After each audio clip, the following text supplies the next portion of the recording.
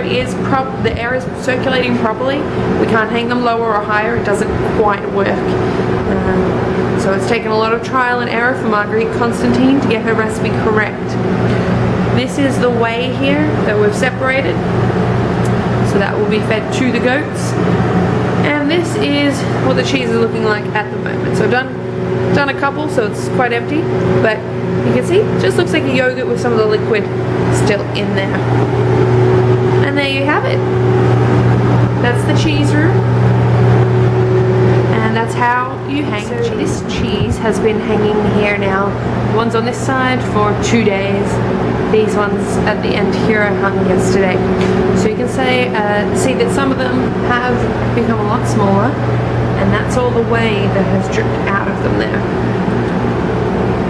See, that one's still dripping. So, what it looks like, this one here, when we open it up, that's the cheese. So, it's a nice soft cream cheese.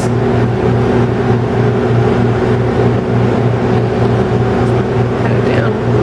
And we're going to mix it up with some flavors to make a garlic and herb cheese.